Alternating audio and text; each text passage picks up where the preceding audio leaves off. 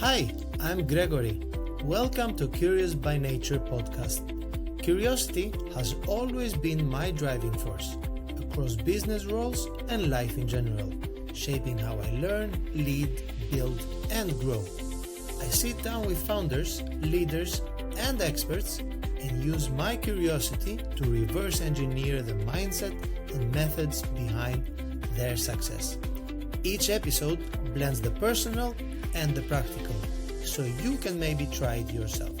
We dig into why they start, how they think, how they build teams, how they run go-to-market and operations, and of course, how they utilize AI and creativity to achieve growth and momentum. If this sounds useful enough, please subscribe on Spotify or Apple Podcasts.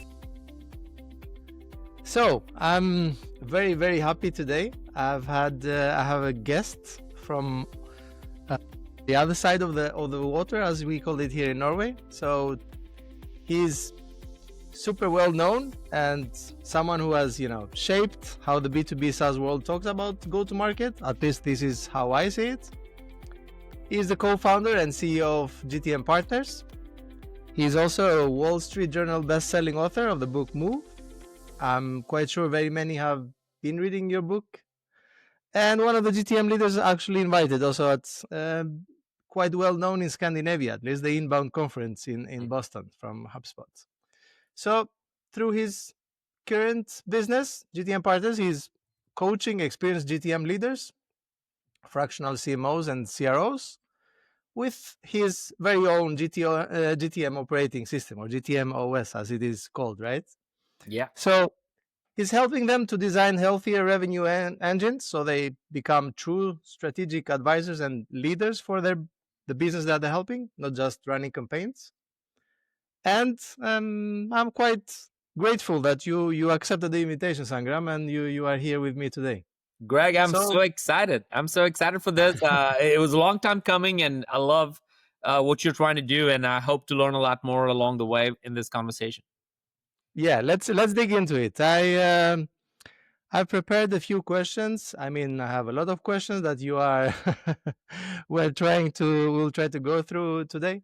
So let's get into it. I mean, the way we do the podcast, this specific podcast, Sangram, is the way that I want to know about your journey, not exactly what you have been doing, because it's, I know, quite well known, and especially LinkedIn is the best place to find out. But I mean, behind those things that you have been doing, I want to know a little bit about the motivation and the crossroads and the decisions that you took on the way to sort of shape your path and place you where you actually are right now. Yeah, happy to. Well, first I'll say, man, I mean, thank God, right? Like for what we get to do and what we are, and it's not lost on me that the opportunities that I have today are in some way, shape, or form designed and equipped by God. So I'll just say that up, at front. And along the way, I think so. I grew up in India. My brother was here in the U.S. And he was during the 1999 and the dot-com boom, and through unfortunately 9/11. And I was just graduating from my school at that time, and he came back and he said, Sangram, you got look, 2 years, the world is going to be shut down. The world has just experienced something that they've never seen before. So you better go learn something, and you might want to do masters in the US. And US wasn't even on my list of things at that time. But I took his advice. I came here, did my masters. And along the way, I just got fascinated by marketing. I felt like marketing was a really interesting area. And so I got my one of my early gigs really led me to get a job at a company called Pardot.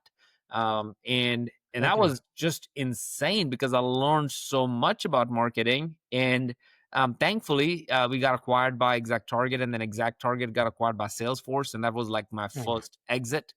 And since then, we got another company, started a company called Terminus, because that gave me the confidence and the capital to believe in that. And I can share a little bit more about how that happened, but that led to building Terminus. Terminus became a thing. We wrote books on ABM. It got me writing books. because both of my co-founders were technical founders. So somebody had to go and share the gospel of account-based marketing, what we did in the marketplace. Exactly. So I raised my hand to do it. So that got me speaking, that got me doing podcasts, that got me writing books, that got me into this new role that didn't exist before called Chief Evangelist role for the company. And so I just became an evangelist for it. Even before I knew the meaning of that word, that's what I did. And then towards the end of Terminus, we got again acquired. That company got acquired by a PE firm and wrote the book Move, as you mentioned, which immediately became a Wall Street Journal bestseller, which had interviews and frameworks. I'm a very framework-oriented guy. The way I think is in frameworks. I want to simplify things. And maybe that comes from both engineering background and then marketing, creative things. Like, how do I simplify it? So everything I've done a lot of times is in the line of bringing things together and simplifying it. And so as the book became a Wall Street Journal bestseller, we started to write a lot about it. The GTM Monday, the newsletter we write now, there's 175,000 people who read it. So I get to be an editor for that. It's like everywhere in the world people read it. And we drop a new framework every Monday on that. And then last thing along the way, it's we found that people were using our frameworks and trying to build a business around it. So we started to help them do that. We started to teach them how to do it. And now we have a whole thriving part of our business outside of research, helping people with 10, 20 years of go-to-market experience to become certified in our operating system and build $1 million business out of it. And there are several people who have been successful in doing it. So we do a mastermind on Mondays to help people do that. So that's kind of my story in a nutshell. That's the journey, right? Yeah. Was there a moment in that journey, especially in the beginning, Sangram, when you thought that, you know what, this thing might not work, and made you stop and made you reflect and sort of, choose another path? Was there a moment, during Pardot or before or after, maybe during Terminus, was there a moment that you said like, hey, this might not actually work? What am I doing here? Yeah. Were there any of those moments? Many moments, not a moment, many moments. At Terminus, there were moments where we would have 40 people in the company, and we raised about 120 million at Terminus when we built that. But the first Series A didn't come during when we wanted it, and we literally had a week of money left in the bank. So we are like celebrating wins here, but we know after a week, if this term sheet is not signed, we won't have anything in the payroll. So felt like we're lying to everybody about where we are, what we do. But the business was doing really good, and we needed money to do it to continue to grow. At about 10 million, we thought we failed, because at 10 million, when we got to 10 million in revenue, I don't know how, Greg, your experience has been, but every 5-10 million, the company reinvents itself, and you have new S curve, right? Yeah, and new areas. Like in our book, we talk about this 3 stages, growth stages companies goes to, called problem market fit, product market fit, and platform market fit. This is the 3 Ps. One of the frameworks we invented, but I experienced it both at Pardot as well as at Terminus, and every one of those growth stages, it feels like you just don't know what you're doing, because everything that worked up to a certain point, that particular moment, it stops working. And the reason it stops working is because the market has hit your business has hit a new peak, so you almost need a new gear, you need a new set of people, you need a new kind of thinking. And I'll tell you, Greg, like once one of the investors once asked me this question, was, Sangram, are you growing as fast as your company's growing?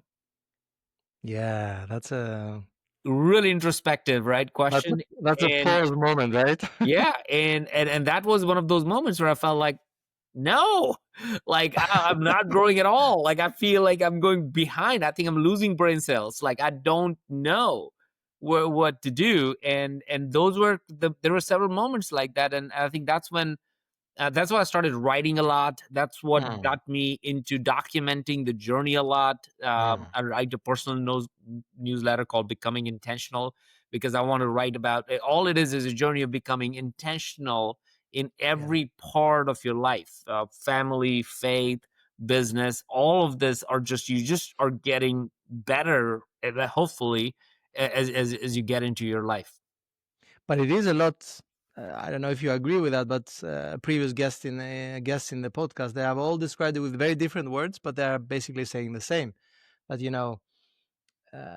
they have been lucky in a way, but they have positioned well to get that luck on the way as well. And I Yeah. think that's a little bit of what you are getting into. The kind of growth journey, not only for the company itself, but also the personal one. Yeah. And I want to follow up with a short question before we get into the GTM stuff that is probably mostly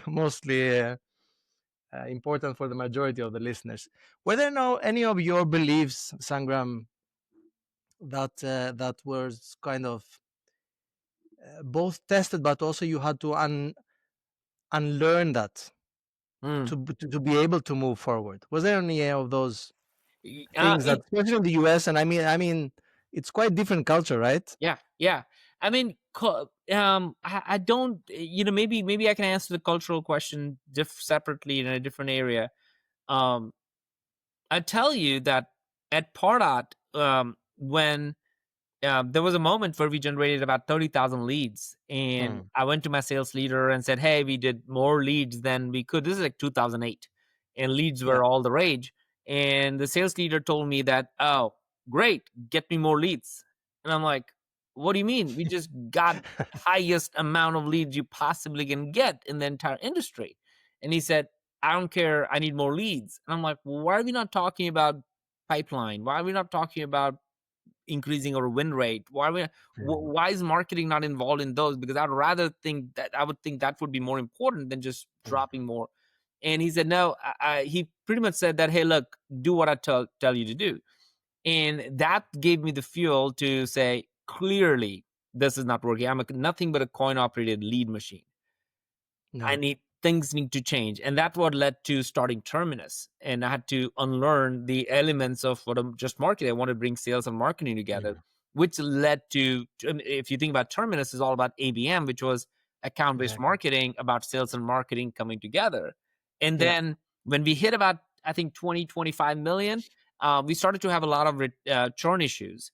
And I thought, oh my gosh, we got the marketing and sales humming now, but the customer success team is Yeah. failing, right? And then I had to learn that no, the reason they're failing is because it's a new category and the new market, and they don't have all the tools and ways to be successful. We're bringing a completely different set of ICP, and that some of that ICP segment are not the right ICP. So that's why we see churn in a segment in isolation. We should look at it differently than just looking at churn as a group, but different True. buying groups as opposed to that. And so that helped me think about, understand customer success. And that's what, honestly, Greg, led to the go-to-market book, because that's when I understood go-to-market is the business, and then marketing, sales, operation, customer success, we all have to be part of that. So in many ways, I don't know if it's unlearning, but it was new learnings. Like my whole personal career has been like, oh, marketing is the best kept secret to, like, well, can be successful without more sales, and then let's get sales and marketing work together. Well, it won't still be successful without customer success being. So it just has been an evolutionary journey in that area of my career. And I think you can approve it or not, but I think that's still the case a little bit into Yeah. the company, right? Bringing more leads. It's a numbers game. Do you still experience that or not? Yeah. It's people do that all the time. And what's interesting with our business now with GTM Partners, we this is interesting. Somebody asked me this, and that they won't believe. I don't know if you and others would believe this, but we literally have a recording that people have to watch before they set up a meeting with us. Yeah. So talk about friction that we are creating. They have to watch about an hour and a half of recording before they can set time with us. So we're adding so much friction because we want to make sure that the person we're going to talk to is absolutely interested in working with us and qualified. So this is a completely different way. And I think that happens when you believe in your product, when you believe in your brand, and you have invested a tremendous amount of time and value.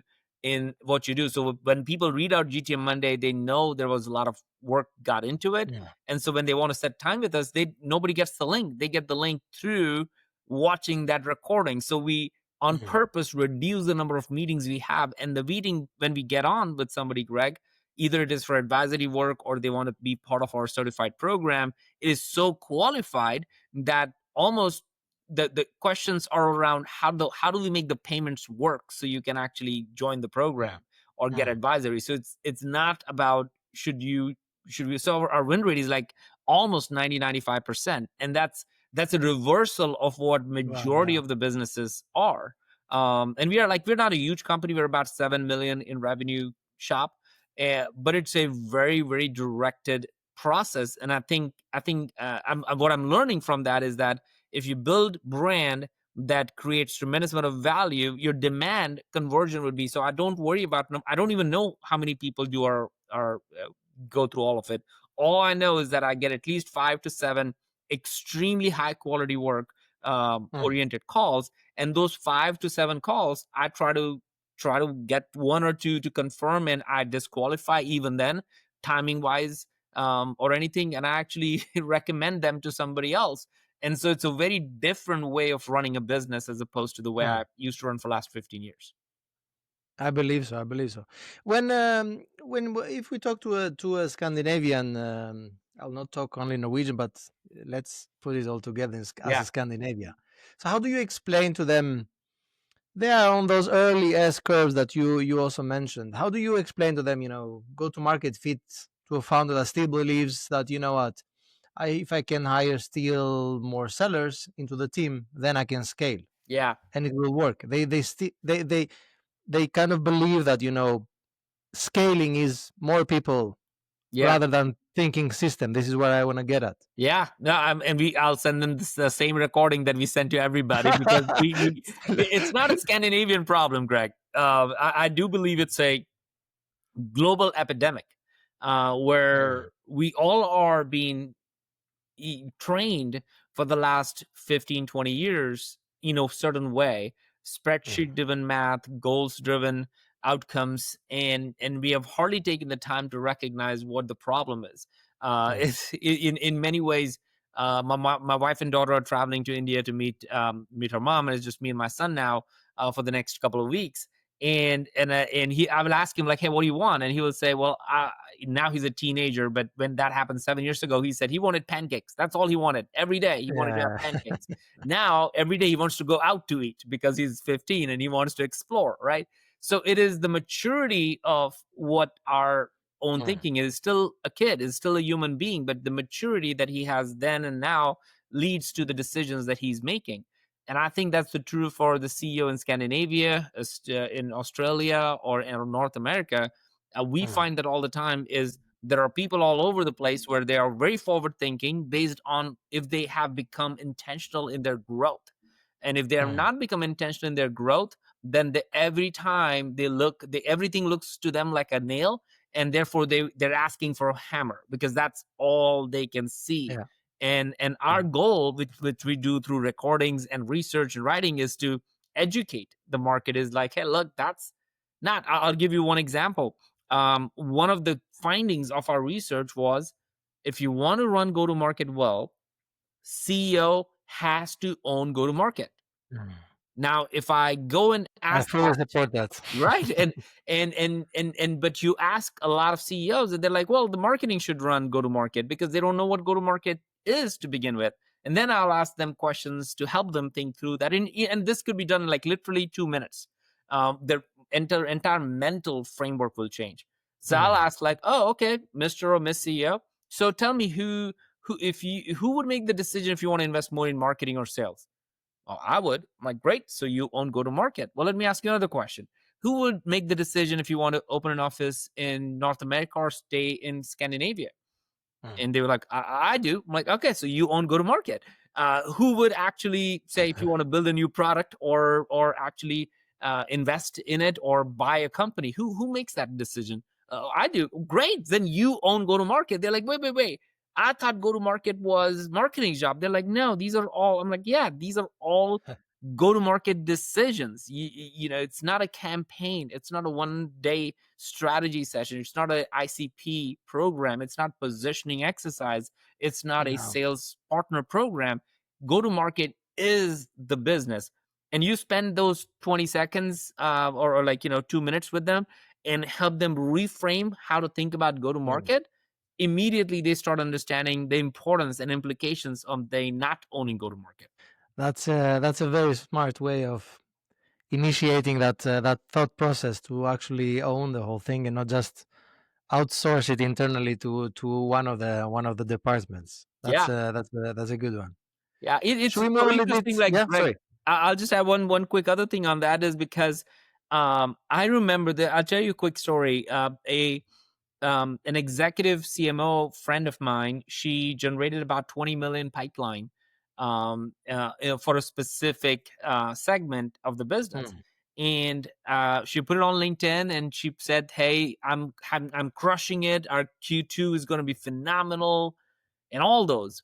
And I was like, "Awesome, amazing." And then 2 weeks later, she posted on LinkedIn that, "Hey, I was let go." So I called her up and said, "Hey, what happened? You did 2 What weeks happened? Yeah, ago, exactly.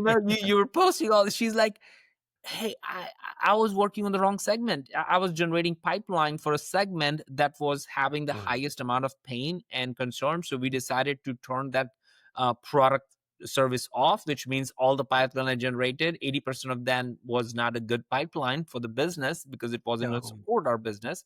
So I'm like, "Wait, so you're an executive in the company. You are the CMO. How did you miss that?" And she said, "I never asked." And that's there lies the problem with organizations is like incredibly smart, awesome people. We get too focused on the job of whatever the function is and stop thinking about the business of See the whole and yeah the internal alignment, which is so crucial, and therefore the CEO needs to own that. yeah Otherwise, there was no way of going about it, and it becomes, as always, maybe not always, but majority of times, this marketing, sales, and maybe customer success game of and competition. Yeah, and then it's a revolving chair. There are layoffs that happen. I'll tell you, our research shows, Greg, 70% of the go-to-market leaders said that if the executive team has the same exact goals and process to say, this is the market we're going to go after from an ICP perspective, this is our positioning, we have like 8 questions that we call it the go-to-market operating system.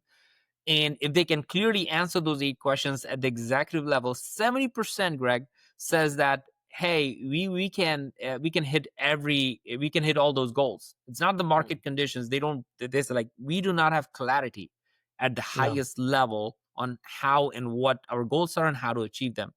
And that again remains. So we believe that in 2026, as people are planning in the planning mode and stuff, ask these hard questions, these 8 questions that we talk about on go-to-market operating system.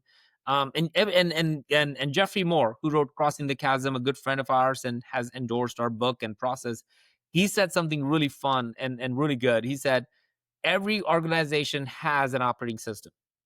You have to just discover what that is and codify it. And so we believe that we just put some words and labels that people can very quickly implement and see if you have that operating system or not. But if you don't codify it, where everybody's clear at the executive level from a strategy perspective, your execution is going to be a miss. And that causes, it aches my heart, because that is why we have layoffs, and that is why we have all the a lot of times issues that are solvable. They're really great products, great companies, great visionary leaders, but they're just not putting in the discipline of going through a process to have an operating system that runs that go-to-market.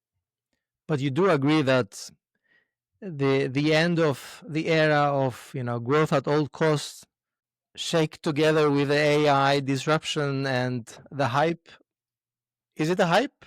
Well, I would like to discuss that topic related to the go-to-market. It hasn't really made things easier, has it? No, it's not. I actually posted something very recently around that. How many? I was doing a keynote at an event, and it was like about 500 people, and I asked like, "Hey, how many of you are implementing AI?" all 500 hands are up, right? I'm like, how many of you are using AI to be productive? 500 hands are going up. I'm like, great. How many of you are actually productive? No It's hands, not right? right. No hands. I'm like, wait. Silence.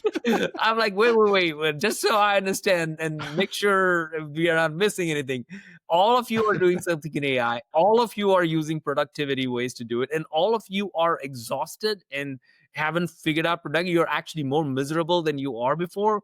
What is, and I'll go back to our research again, because I do so much, we spend so much time as a group on this research. 95% of the AI projects, as MIT and others released it as well, are failing. And I'll go back to the same issue. The issue is not AI. Issue is that we are Yeah. so focused on execution that we have missed the strategy conversation to begin with. So AI is amazing. AI is going to be just like electricity. Every company, every house is going to just need it to run the shop. But we have gone too quickly saying AI is the answer, and I think that's a mistake. Yeah, and it looks like, there's, since this is a hype, among other things, super useful as a technology, but there is also this pressure, and you know that very well, Sangram, that they need to report that they're doing AI projects. Yeah. So it kind of ends up with spraying AI over the old good stuff that they've always been doing it that way. Lifting their hand, yes, we're doing AI, but then you ask the critical question, then that hand goes down, sort of. Yeah. And I think it's that kind of mixture, the blurry water still, that you need to report that you're doing AI because everybody talks about it, but who is actually implementing it properly. But how do you think, or how do you see the future of AI into the go-to-market Yeah. strategy approach of a company? Is it has it created any measurable revenue and impact? And tell me a little bit your Yeah. reflection on that. I believe that we are in the stone age of AI innovation. And and so everything that we see today with AI, 6 months from now, Greg, we are going to be laughing at it and saying that, man, can you believe that's all we were doing with AI? And so it has immense potential. It has immense opportunity for all of us. And I think we all can at least imagine it, if not do it at the moment, which is all what humans are really good at, is when you can imagine it, you actually do it. So that's what God has given us, the human ability to do that. At the same time, in the world of go-to-market, I was listening to Darius, who's the CEO of Anthropic. Because you mentioned Inbound, he was at Inbound here in San Francisco. He was getting interviewed by Yamini Rangan. And they built Anthropic. It's a $5 billion company in revenue in just 3 years, right? Like, so nobody has ever seen a scale like that. And Yamini was asking him, like, so this has broke all record of growth, and and clearly that shouldn't be the model because it's an exception. And I could hear in his voice, Greg, that he said, look, we are focused on this one use case. And this use case is around engineering or developers being able to code and deploy all those things. And almost every organization has some amount of development going on. So that's how they grew as fast. But at the same time, he said, we haven't figured out other use cases that are successful. He's trying to get into medical field. He's trying to get into healthcare. He's trying to get into fintech. He's trying to get into go-to-market. And in every area, what he's seeing is there's a compliance issue or security issue. Something or the other is stopping them to do what they're trying to do. But yet, with that one use case, they're a $5 billion in revenue business. And so it begs the question, to me, as a researcher and a go-to-market enthusiast, that ultimately go-to-market is how businesses are going to function and do function for the most part. But the business transformation doesn't happen in silos. So it happens in teams. And the beauty of implementing proper way of AI is this: AI doesn't have emotions. AI doesn't care about your feelings. AI doesn't care about departments. So if you implement AI right and ask it the right questions, and it has all the right data that needs to be in there, it will literally give you the truth. There's no spinning around. So if you ask at 2 a.m. in the morning, how does my South America sales pipeline look like, you don't need somebody's mumbo jumbo. You actually will get that data, right? Marketing, sales, see, it doesn't really care about division. It doesn't care about department. So AI has the ability to truly become the central nervous system, the operating system in its own way for the organization to make proper business decisions. And I think that's a big area, that every company is going to have their own chat GPT version of LLM that they can use, we believe. So it's on the horizon. And the last thing that that on the AI part that I feel very, very excited about is that we are seeing now, as part of our research, we're seeing companies, AI is actually building products that the company never thought they would be building. So for example, if you have 1,000 customers, we are seeing AI. There was no way to identify what are your best customers and how they're using. Like normally you would just pick 5 amazing people and they tell the same story over and over again. But now you can deploy AI. It can literally see exactly what all of your 1,000 customers are doing.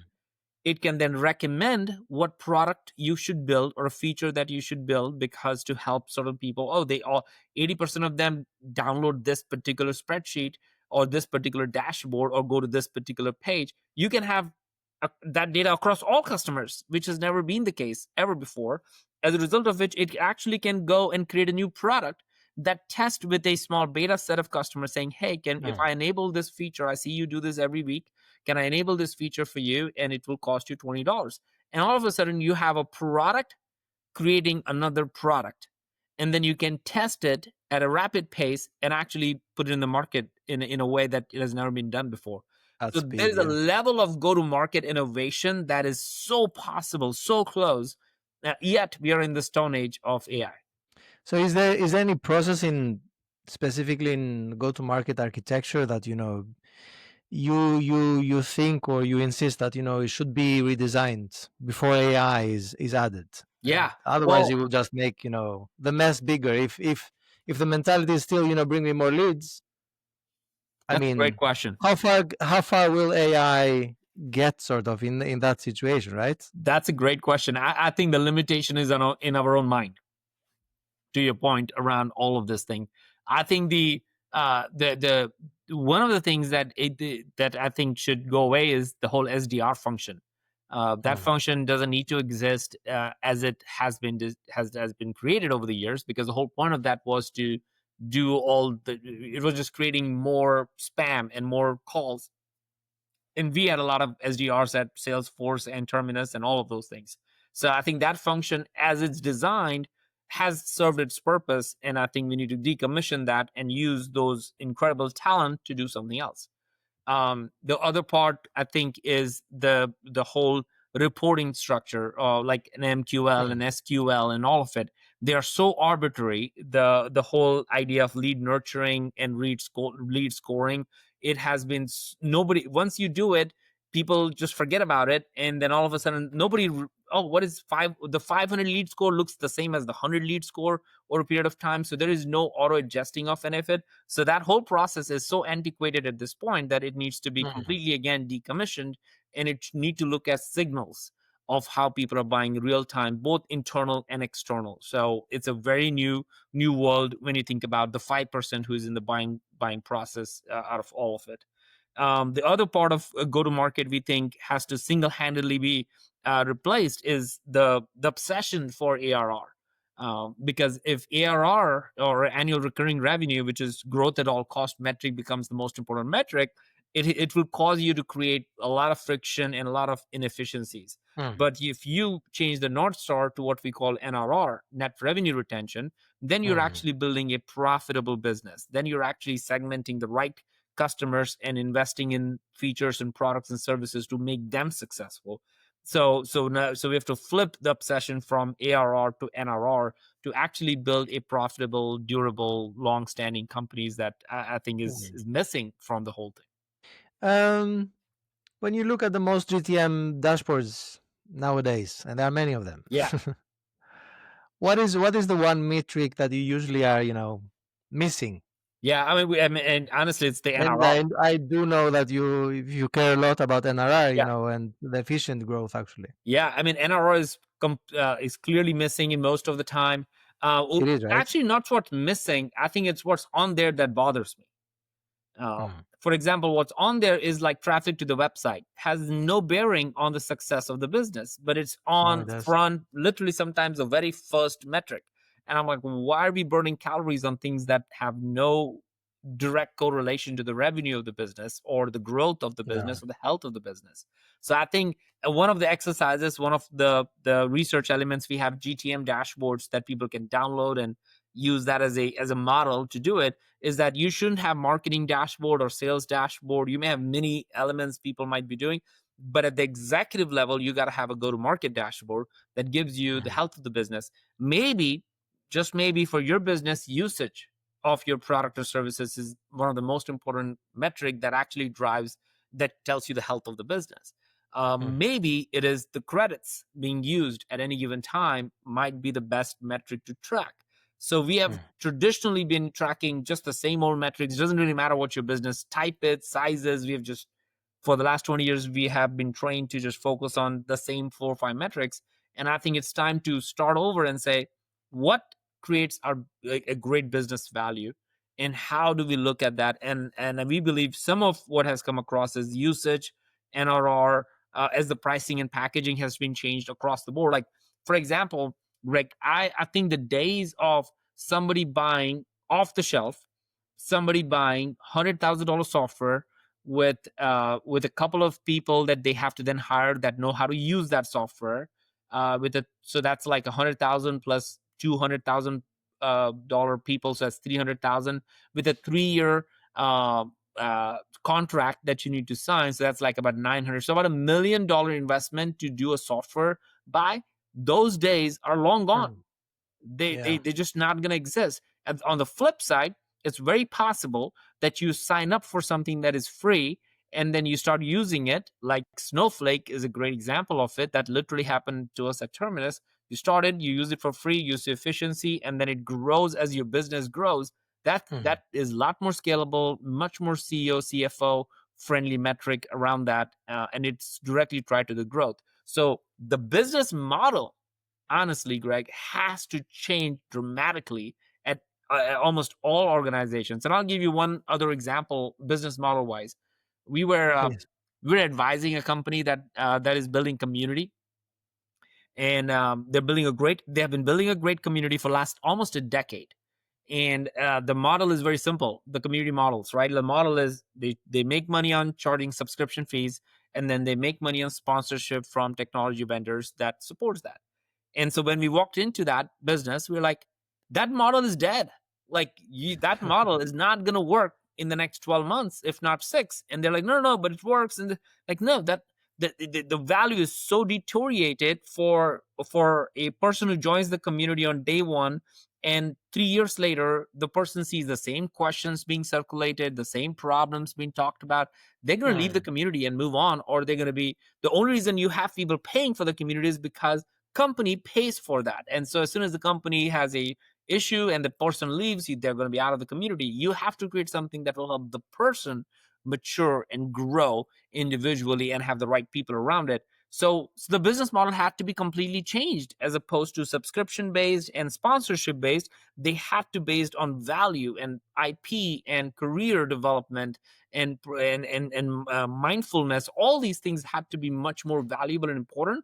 So I think the biggest shift, honestly, is the business models across the board that you and I have been aware for the last 20 years are changing and different. So that's a good way to move a little bit into the designing of the go-to-market motions, especially in 2026. And let's talk a little bit about PLG and sales-led and partners and all the motions over there. How would you design a go-to-market motion, Sangram, now for a company, let's say, of 30, 50 million, not make it too big or not too small, but the medium-sized B2B SaaS? Where would you start? Well, and that's typically our sweet spot when we work with, and there are like 6 go-to-market motions that we have seen. Our research shows.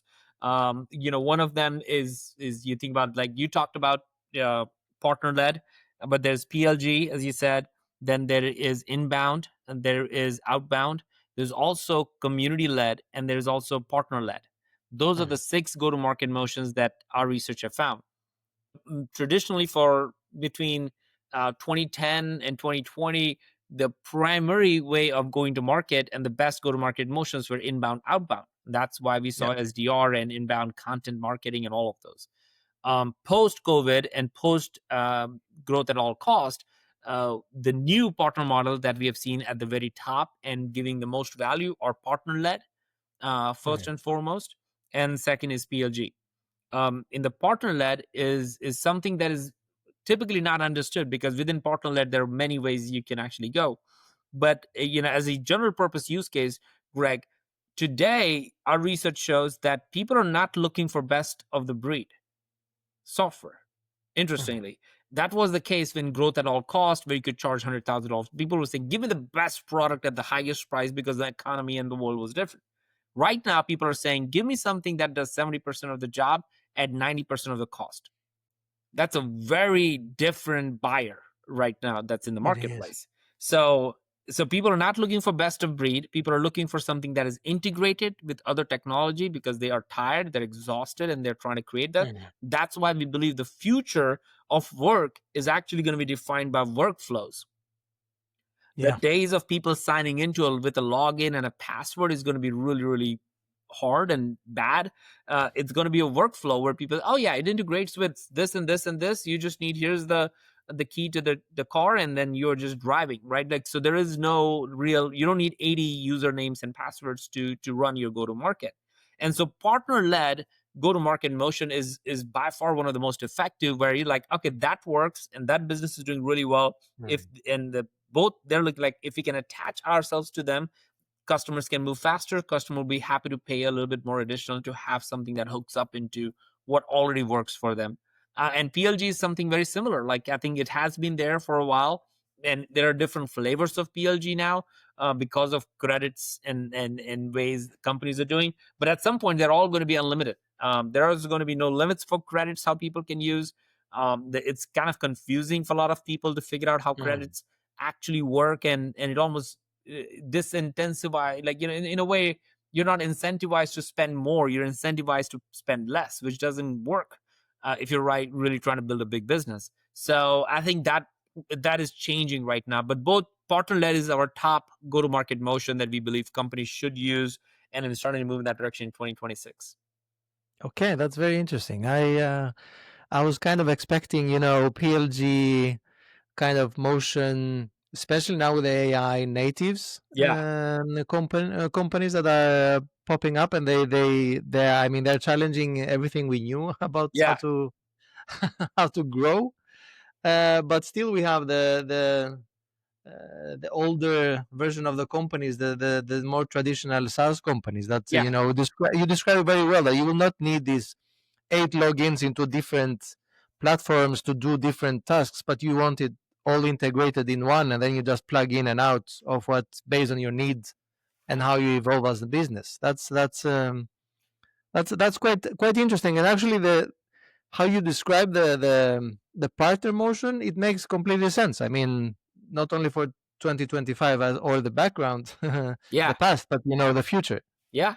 And we believe, like, the other big part that very few people talk about, we wrote a whole research article on this one, which is this whole idea of rise of services as a software. We believe that's a new model. We, for the growth at all cost, created the SaaS model, and it worked for long periods of time, and it gave multiples, unbelievable multiples for people. Like, I was part of that, beneficiary of that with Pardot and Salesforce and Terminus. But that model no longer works. I think it's the hardest time to build a product right now. So in that sense, what works is in a process with so much tech, what we forced companies to do is to build a very complicated tech to run the business of whatever business. And let's say you're a manufacturing company. Now you have to not only understand the business, the manufacturing business is, but now you need to understand the go-to-market business, and you need to understand all the tech that's involved. So we believe that the future is going to be services, where you would actually go to an agency and saying, hey, I want to launch an ABM program, and my ABM program needs to generate so much pipe or so much content. I'm not trying to do a performance-based thing. We probably have not gone that far.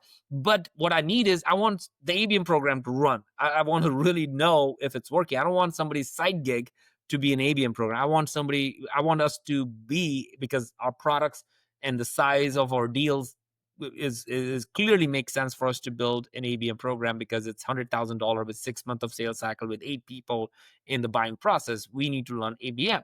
So traditionally, you would say, well, I need a platform X and platform Y and 2 people and all that stuff, right?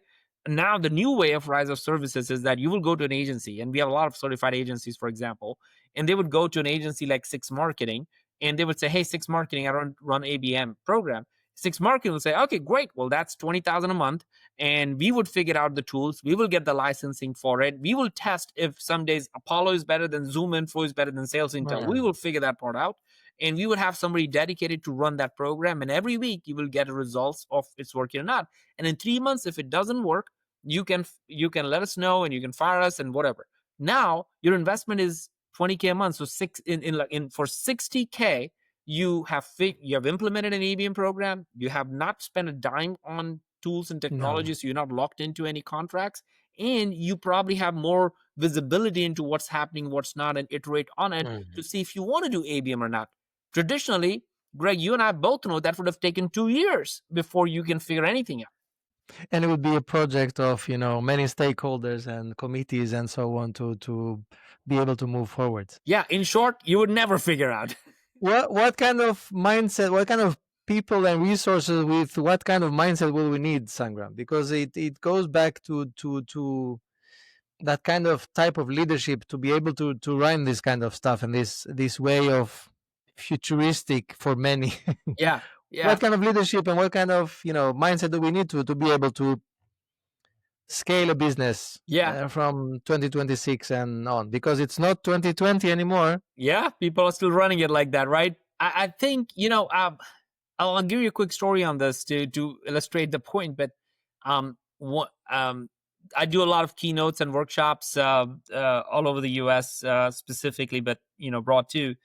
And in sometime last year, I actually got to the airport. I had a whole routine planned, but I was on a call with my wife, and we were talking about something.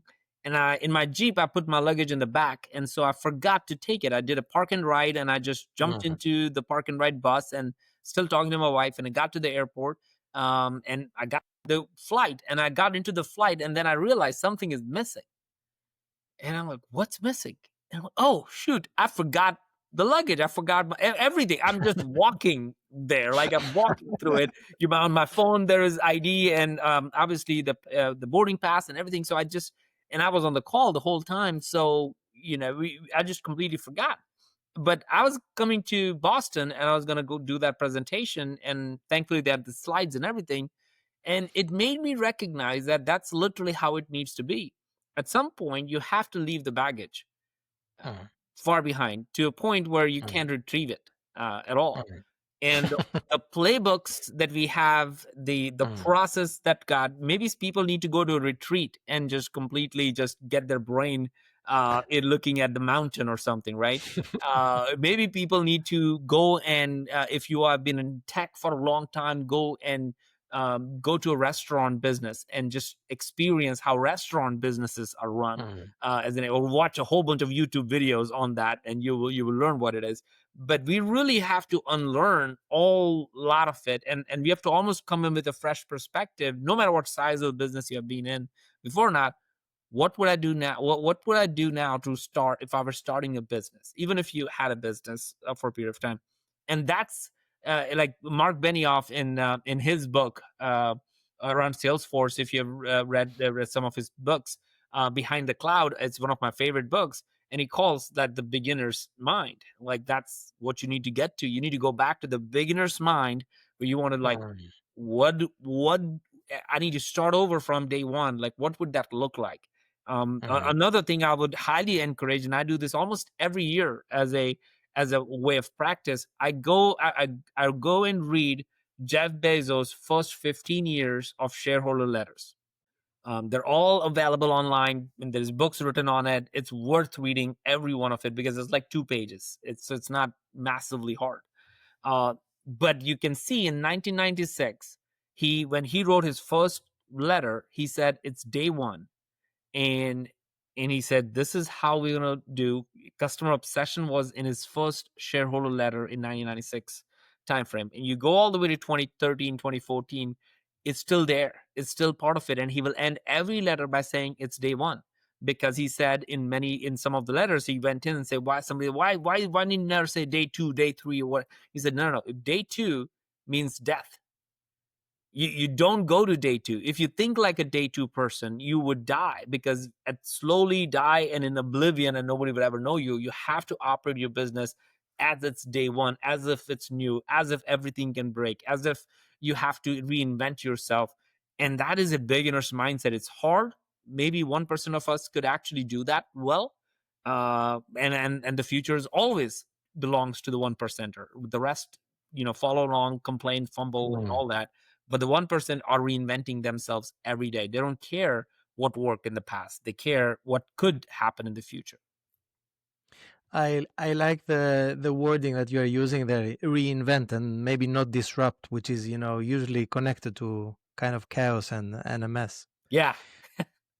Okay, but let's get a little bit more specific, Sangram, because we are also running out of time here, I see now. Thank you. So we have a scenario, a fictive scenario. We can gladly, share a company name as well if you dare. Sure. A private equity backed SaaS company in the Nordics, 30 million ARR.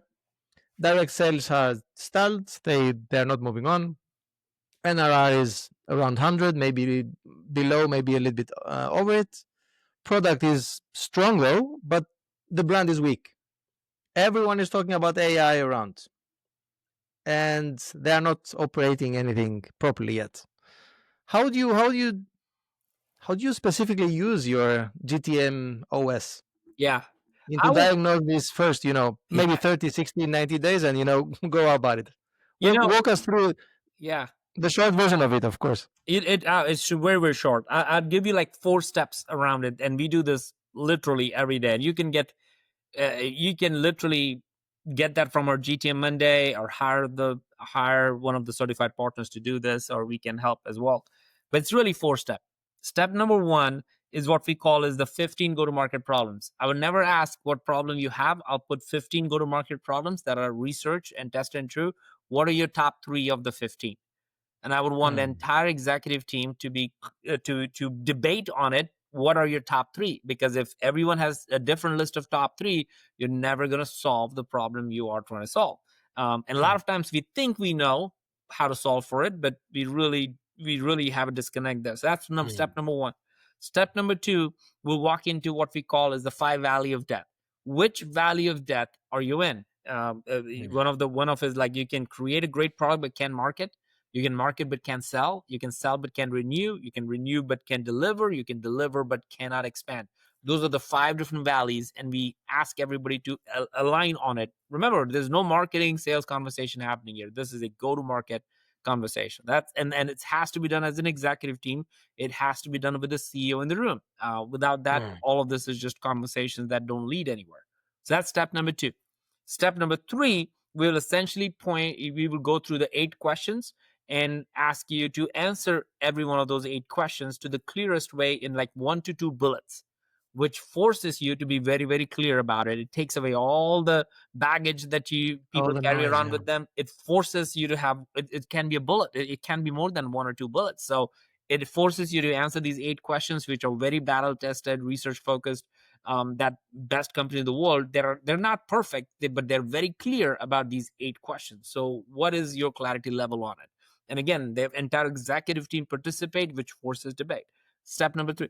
And then combination of these 3 things, the 4th step is literally saying, okay, well, you're saying we have these 3 problems. We're talking about this particular area where you're focused on, and you clearly have gaps in this. If it connects, by that time, it really connects for everybody, because everything starts pointing to it, where everybody's saying, we got to fix that problem, and that seems to be the elephant in the room. Then we say, well, that's what your next 90-day project should really do, and take away everything else and do not ask other things to be prioritized over this one or two big clear things, and we would see progress. 9 out of 10 times, Greg, what happens is everybody has 10 projects and everybody are moving incrementally, and therefore you don't feel progress.